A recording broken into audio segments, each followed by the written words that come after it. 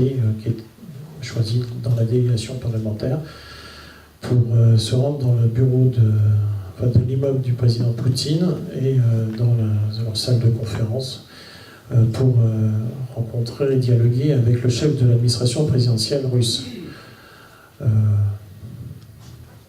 ne vous donne pas le profil, ancien du KGB, ancien ministre de la Défense, enfin, un homme politique qui a su prendre ses responsabilités à un moment donné où il était en exercice pour le compte de son pays.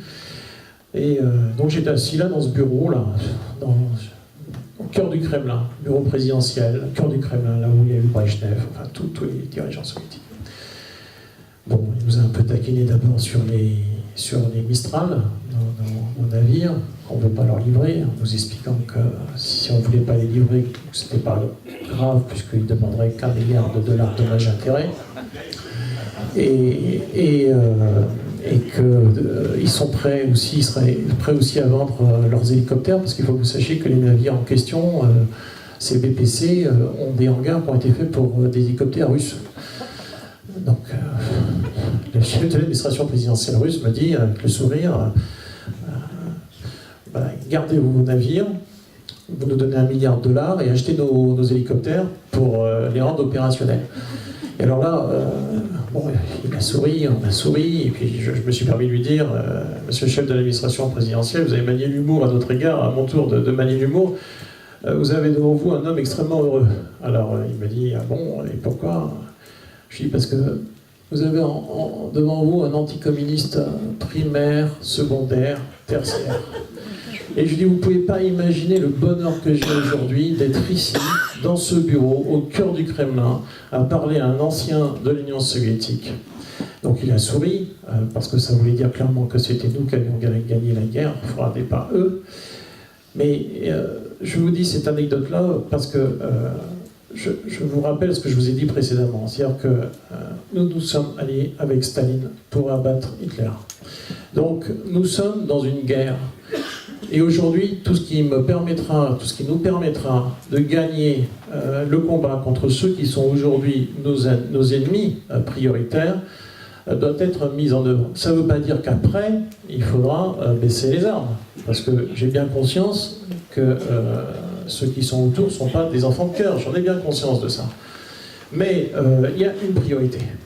Aujourd'hui, la priorité, c'est l'État islamique et Al-Qaïda. La question iranienne mérite une réflexion. La question libanaise mérite aussi une réflexion.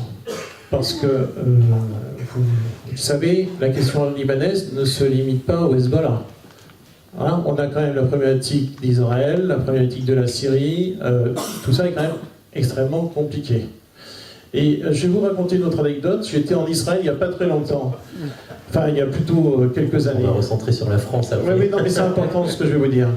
Et j'étais avec un dirigeant israélien qui a été appelé de très haute fonction. Et je lui ai dit, monsieur le député, enfin bon, il était plus que député avant, mais peu importe, vous ne pensez pas qu'un jour Israël aura quand même un problème à force de s'attaquer et aux sunnites et aux chiites? Parce que dans l'histoire, tout a été démontré sur le fait qu'on ne pouvait pas avoir deux lignes de front. Et que quand on avait deux lignes de front, on perdait toujours la guerre. Et que quand on se bat contre les sunnites et en même temps contre les chiites, on risque de perdre la guerre. Et cet homme politique israélien m'a répondu, vous savez comment on appelle les sunnites et les chiites chez nous? Alors je lui ai dit, bah non, il m'a dit des sushis. Je vous le dis aussi parce que il faut respecter tout le monde. Il faut respecter tout le monde et on ne peut pas avoir raison contre tout le monde. Et il y a des moments où on doit avoir des adversaires, il y a des moments où on doit pouvoir discuter aussi avec ceux qui sont potentiellement nos adversaires, parce qu'il en va aussi l'intérêt de la sécurité de son propre État. Voilà. Donc ce qui est valable pour Israël, je pense, est valable aussi pour la France. C'est la raison pour laquelle aujourd'hui ma priorité, c'est de combattre nos ennemis d'aujourd'hui. Et puis pour ceux de demain, eh bien, chaque jour suffit sa peine. Enfin, en tous les cas, c'est mon approche. Alors droit de réponse rapidement, puis Non, c'est pas un droit de réponse. Mais moi, j'ai toujours été surpris d'une chose, et d'ailleurs, il n'y a pas que moi, il y a tous les Syriens que je vois dans les brigades, etc., quand je me rends sur place, j'y étais le mois dernier, les frappes occidentales n'ont aucun impact. Littéralement aucun impact sur Daesh. On a neutralisé leur raffinerie, on a neutralisé une partie de leur puits de pétrole, etc. Soit, mais à part ça, moi quand je parlais aux gens du Front islamique, quand je parlais aux gens de Hazam, etc., ils me disaient mais on voit rien. On n'a jamais eu une frappe qui nous a aidés. Kobané, vous parliez de Kobané, mais les Kurdes sont extrêmement critiques sur ces brigades. On dit on s'est pris autant de bombes sur la figure quasiment que l'État islamique, et pour le coup on aurait bien mieux fait d'être aidé en armes et d'avoir facilité le passage en matériel. L'Irak aujourd'hui, l'Irak ne gagne rien avec l'État islamique. Alors moi je suis quand même un petit peu surpris parce qu'on brandit quelque part les interventions militaires comme la panacée. Vous parliez du Mali. Bon, bah, le Mali, c'est pas une opération réussie. Pourtant, ça dure depuis longtemps. Non, le Mali, je suis désolé, c'est pas une opération réussie. Pour le coup, j'étais le premier à le dire. On a laissé la Libye ouverte, on a laissé le verrou au nord, la passe de Salvador ouvert. Enfin bon, on va pas rentrer dans les détails, mais on pourrait après, si vous voulez. Pour le coup, c'est pas une opération réussie. Il y avait des goulets d'étranglement qui étaient ouverts, etc. sur le Niger, sur la Libye ensuite, sur l'extrême sud de l'Algérie. C'est des opérations militaires depuis quelques années, depuis la Libye en particulier, ou même on peut remonter plus loin avec les Américains depuis l'Irak, ne résolvent rien. Encore un petit droit de réponse là, je pense. Tout petit. C'est intéressant. Sur la question du Mali, vous savez très bien que la problématique est celle liée au peuple touareg. Ah, tout à fait. Bon, donc on le sait. Donc il y aura cette problématique-là, on sera toujours dans une situation d'insécurité permanente. Il n'en est pas moins vrai que l'intervention française a permis d'arrêter les colonnes d'AQMI qui descendaient sur Bamako. Ça, c'est un fait. Je ne vous dis pas que le problème est résolu, parce qu'il y a toujours des troupes islamistes en activité, mais aujourd'hui, le Mali, entre guillemets, a été sauvé de ces colonnes infernales d'islamistes d'AQMI. Sur la question libyenne, vous avez en partie raison, le travail a été fait à moitié, il n'y a eu que des frappes aériennes, il n'y a pas eu de présence de troupes au sol, et donc il n'y a pas eu de continuité, et puis surtout, il y a eu une absence de suivi politique dans cette affaire-là. Et aujourd'hui, on voit l'anarchie qui règne dans ce pays, justement parce que frappe aérienne sans présence au sol, et sans, j'allais dire, construction, élaboration politique. Oui. Tout à fait d'accord, mais vous ne pensez pas que le problème, il était en amont? Il n'y avait pas de rebelles en Libye. On a créé ça de toutes pièces, le CNT n'existait pas. Le CNT n'avait aucune légitimité populaire, on a donné un chèque en blanc à des gens qu'on ne connaissait même pas en plus. Ils étaient 50, on en connaissait 7 ou 8. Pour le coup, il n'y avait aucun mouvement en amont pour vérifier à qui on allait passer la main. Et ça, c'est le problème récurrent, quelque part, de tous les désengages de dictateurs depuis 10 ans, c'est que les guerres, loin de résoudre les problèmes, je dis pas qu'il ne faut pas d'argent pour l'armée ou qu'il ne faut pas changer nos VAB ou nos Rafales, mais ce que je dis, c'est que malheureusement, l'option militaire aujourd'hui ne résout rien. Et c'est vrai que c'est assez rassurant aujourd'hui de se dire... Bon, il nous faut plus d'avions, il nous faut plus de missiles, il nous faut plus de porte-avions, de ce que vous voulez, etc. Mais on s'est aperçu, avec la crise libyenne, qui a engendré la crise malienne, qui n'est toujours pas résolue, l'afflux d'armes en RCA, qui vient elle-même de Libye, et qui a créé la crise de la RCA, qui n'est toujours pas résolue, la crise irakienne en 2003, qui a engendré l'État islamique, Bachar, etc. On se rend compte que quelque part, nos frappes ou nos interventions, même quand elles sont massives, comme l'ont été les interventions américaines en Irak ou même en Afghanistan, ne résolvent rien. C'est pas un problème militaire. Et on en revient au problème de départ, c'est-à-dire que vraiment, on est aujourd'hui face à un mouvement, pour revenir sur l'islamisme, on est face à véritablement une montée de l'islamisme qui fait que l'option n'est pas militaire, vous n'allez pas atomiser ces pays. On ne peut pas, puis de toute façon, on n'atomise pas une idée. Et pour le coup, aujourd'hui, le problème véritablement, c'est l'idée de l'islamisme, c'est la montée de l'islamisme au sein des communautés musulmanes dans leur ensemble, et ça ne se réglera malheureusement ni ici, ni en Irak, ni en Libye, ni où vous voulez, ça ne se réglera malheureusement pas à coup de budget militaire. Ce serait très, très rassurant de le penser, très rassurant si c'était le cas, et je le souhaiterais sincèrement, mais je ne pense pas.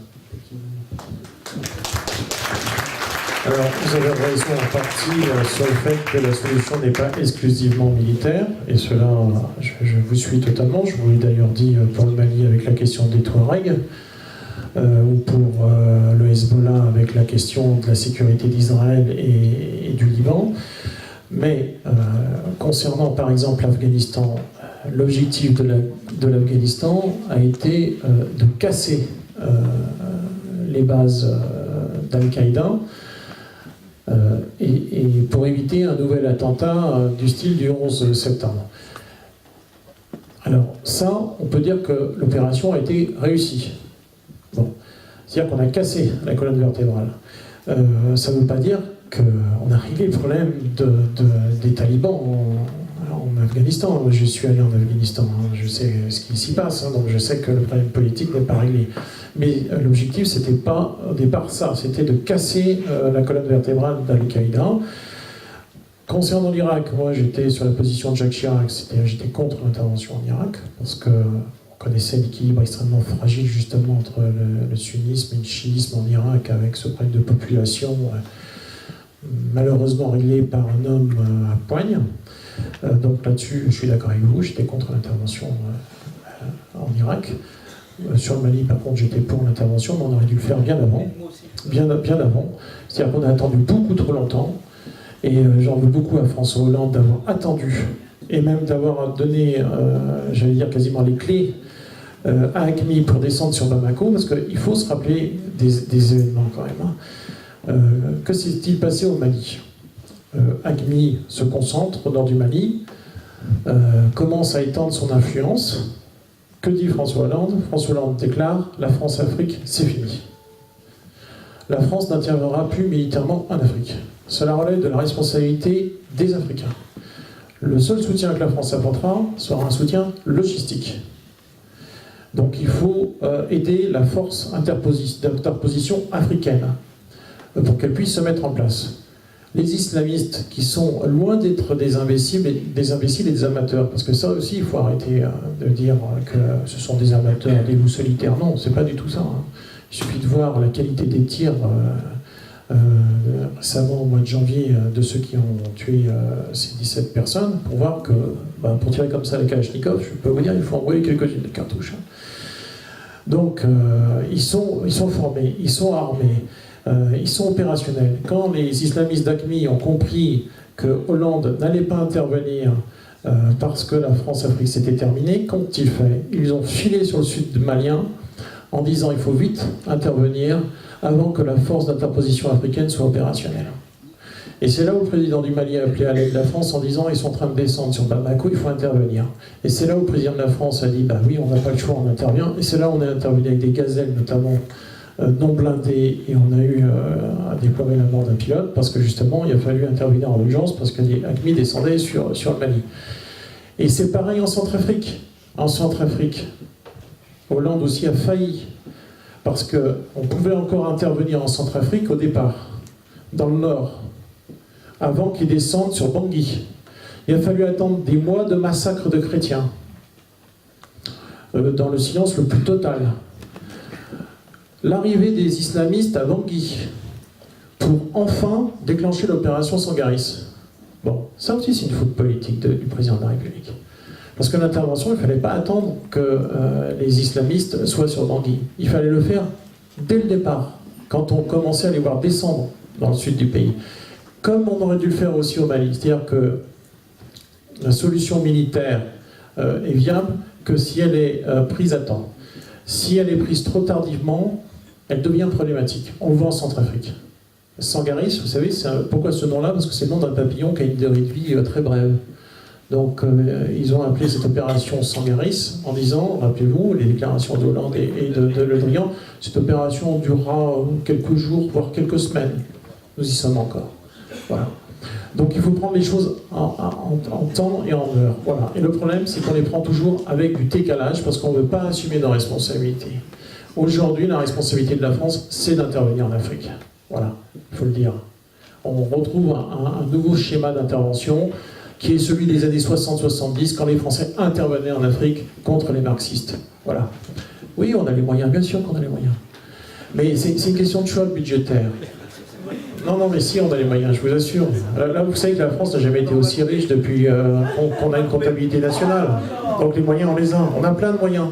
La question, c'est pas de savoir si on a les moyens. La question est de savoir c'est ce qu'on en fait. Voilà. L'aide médicale d'État, c'est 1 milliard d'euros. Voilà. Mayotte, c'est 500 millions d'euros par an. 500 millions d'euros par an. Juste ceux qui arrivent à Mayotte, vous savez, pour accoucher, pour être français. C'est 500 millions d'euros par an. 500 millions d'euros, c'est la construction d'un 2e porte-avions. Donc, bien sûr qu'on a l'argent. C'est une question de priorité et de choix. Bon, on va s'arrêter là. Je vais vous proposer quand même un temps de questions-réponses. On va essayer de se concentrer sur la France. On voit que finalement, ça nous emmène très très loin ces questions-là. Je vais demander à Jean-Baptiste peut-être de faire circuler le micro. On va prendre quelques questions, plusieurs d'un coup, et puis on répondra après. Ou Béatrice.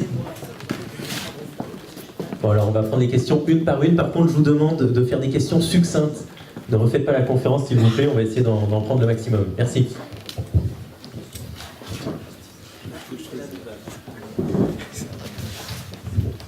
Merci, moi ma question va être très simple. Je n'ai pas entendu les solutions proposées par Samuel. Donc s'il avait des solutions pour la France, parce que là autrement je vais me pendre ce soir.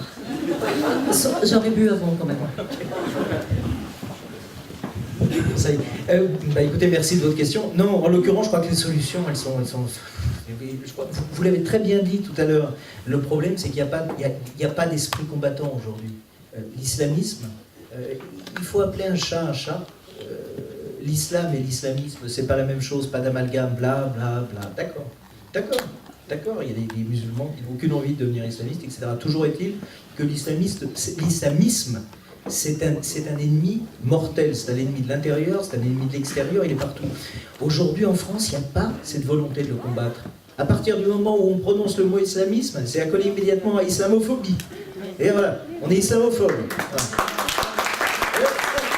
L'islamophobe, aujourd'hui, c'est un curare qui paralyse toute velléité de courage. C'est-à-dire, on vous balance islamophobe. Vous parlez des islamistes, vous parlez de l'islam, parce que des fois, il faut quand même reconnaître aussi que les salafistes, les islamistes radicaux ne réinventent pas le Coran. Hein. Ils n'ont rien à vendre, les gars. Ils ne sont pas là pour, quelque part, donner une version changée, modifiée, etc. En disant, ils nous trompent, ils changent le Coran, c'est une religion de paix. Mais non, c'est pas une religion de paix, c'est comme ça.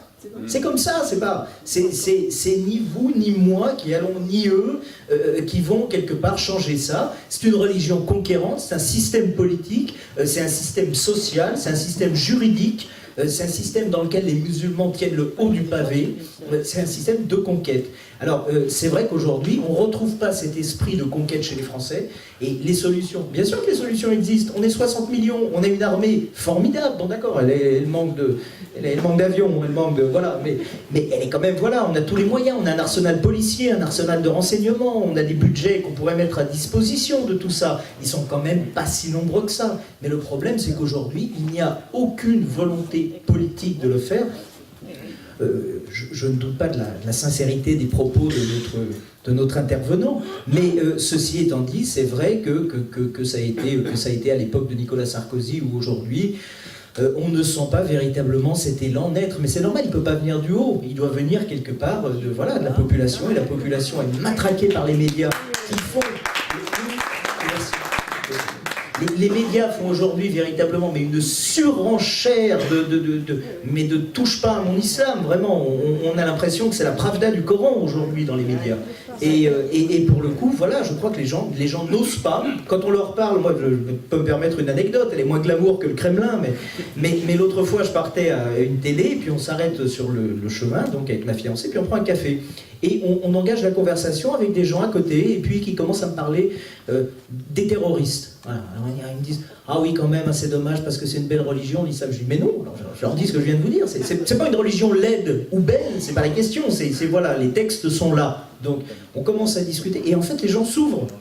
Et une fois qu'ils se rendent compte qu'ils ne sont pas en territoire hostile, et que vous n'allez pas leur rabâcher l'islamophobie ambiante, etc., machin, et les donneurs de leçons habituels, les gens disent « Ah oui, mais vous avez raison. Ah oui, non, mais c'est vrai qu'on en a marre. » Mais le problème, c'est que voilà, les solutions existent, mais elles ne peuvent pas être appliquées par manque de courage politique, par manque de courage médiatique, et fatalement, voie de conséquence, par manque de courage de nous autres, de tous. Voilà. Juste par rapport à l'islam, je tiens à rappeler la position du PCD sur le sujet. Sachez que Xavier Lemoine a fait un article notamment sur sortir du pas d'amalgame. Ce que incite et invite le PCD à faire, c'est à engager un examen critique du Coran. Parce que nous avons la conviction, enfin, c'est pas une conviction, c'est une évidence qu'il y a à partir de mêmes sources deux facettes dans l'islam. Il y a d'un côté la grande civilisation, etc. Et de l'autre côté, il y a l'islam barbare. Et tant qu'on ne sera pas sorti de ça, finalement, le problème ne sera pas résolu. Donc, voilà, donc un examen critique du Coran. Et il y a des musulmans, des imams, des intellectuels qui sont prêts à faire ce travail.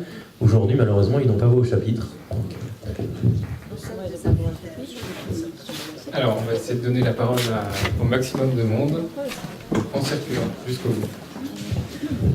Oui, bonjour. Je vais me recentrer sur la France, effectivement. Moi, ce qui m'intéresse, c'est 2017. Parce que François Hollande, la majorité, ils en ont plus pour longtemps, et on sait qu'ils font que des conneries. Donc, moi, mon inquiétude, c'est le discours que j'entends du côté de la majorité, notamment de l'UMP, notamment de M. Apparu, Benoît Apparu, qui dit stop au totalitarisme laïcard et qui veut nous vendre un concordat pour l'islam. C'est-à-dire payer les mosquées, payer les imams. Pourquoi ? Parce que pour nous protéger des salafistes et des islamistes radicaux, il va falloir donner et financer l'islam modéré, c'est-à-dire les frères musulmans. Les frères musulmans, c'est l'UOIF.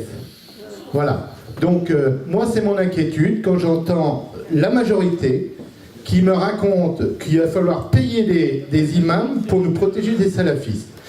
Deuxième question, que pensez-vous d'une loi sur le blasphème qu'on veut nous vendre depuis très longtemps, y compris dans l'UMP, notamment M. Raoult. Voilà.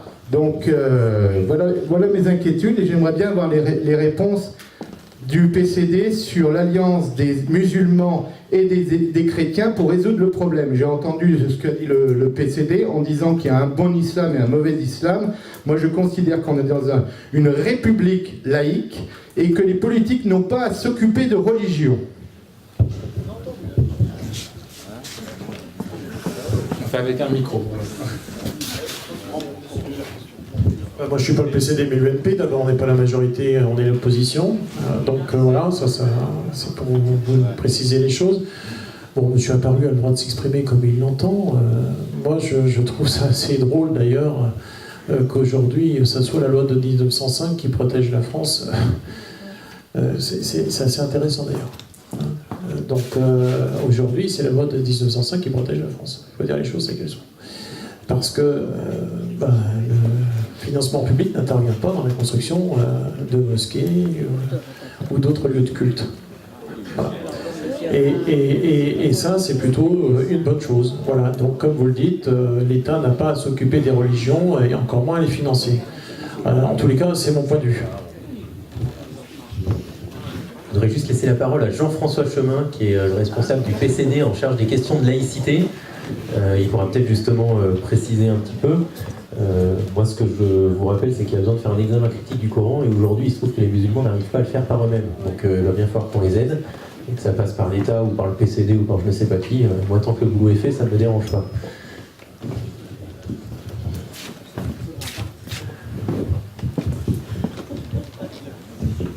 Alors, je ne vais pas livrer la position du PCD, bien que j'en fasse partie. Je livrerai ma position en espérant qu'elle devienne un jour la position officielle du PCD et du plus grand nombre de personnes possible. Position qui est liée à mes modestes réflexions. En un mot, effectivement, par rapport à tout ce qui a été dit, il y a plusieurs problèmes de fond. Le premier problème de fond, c'est est-ce que oui ou non le Coran appelle à tuer Bien sûr. Voilà. Ah oui, non, mais la réponse est oui. La réponse est oui. Est-ce que les versets qui le demandent sont toujours d'actualité? Ils sont non seulement d'actualité, mais ils abrogent les autres. Bon. Voilà la ligne officielle. Bon. Est-ce que tous les musulmans le pensent? Non. Mais ceux qui pensent le contraire n'ont pas voix au chapitre. par rapport à un certain nombre de décisions qui ont été prises dans l'histoire et qui font qu'aujourd'hui, l'orthodoxie, la ligne de parti, comme on aurait dit à Moscou, eh bien, c'est le fondamentalisme. Donc ça, c'est une première chose, et je crois qu'il faut avoir le courage de le dire. Maintenant, que faire? C'est ça la vraie question. En France, qu'est-ce qu'on peut faire? Moi, je crois qu'une conception plus juste de la laïcité, en faisant autre chose qu'une incantation, mériterait d'être opérationnelle. Enfin, aurait le mérite d'être opérationnelle. Quelle est cette conception plus juste de la laïcité? Alors, je vais choquer beaucoup de monde, mais enfin, moi, je suis historien, donc j'ai fait une approche historique. Il se trouve que la laïcité, c'est pas un principe, si on le regarde historiquement, qui est universel, absolu, descendu du ciel une fois pour toutes. C'est un concept historique qui s'est construit historiquement dans un certain contexte. Quel est ce contexte? C'est celui du christianisme.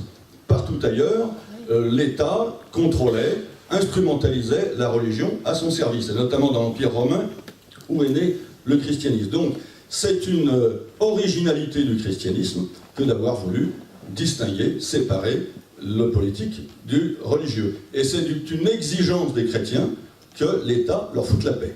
Mais il n'y a rien dans l'absolu, il n'y a rien dans la loi naturelle qui dit que l'État ne doit pas s'occuper de religion. Bien au contraire, il s'en est toujours occupé et il s'en occupera toujours. La preuve, c'est que le laïcisme, c'est une nouvelle forme de religion. Alors, qu'est-ce que ma position, qu'est-ce que ma réflexion apporte au sujet? Monsieur le député, Philippe Meunier, a très justement souligné que nous sommes un pays de tradition chrétienne.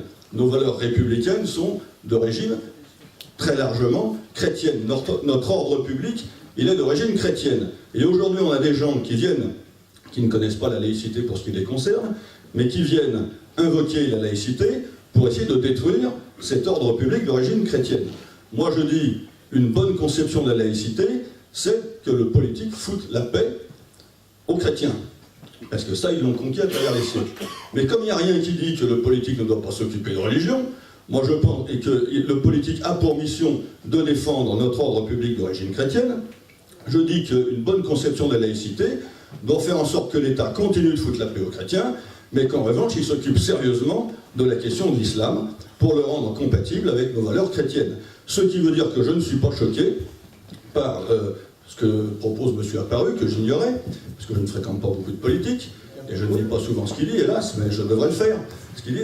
Je pense que c'est une bonne idée, effectivement, et qu'il faudrait réformer la loi de 1905, pour dire, en tout cas, pour ce qui concerne l'islam, il serait normal que l'État finance des mosquées à condition de s'occuper de ce qui s'y dit, que ce serait, enfin normal, ce serait concevable, et en tout cas ce serait efficace de financer les mosquées avec le droit de contrôler ce qui s'y dit, de former les imams avec le droit de les former en vertu de nos valeurs républicaines, et d'interdire toute autre forme de l'islam comme contraire à notre ordre public. Et là, on retrouverait les mains libres, alors que cette conception un peu incantatoire et magique de la laïcité, elle nous lie les mains, et à mon avis, elle n'est pas juste, elle est inefficace.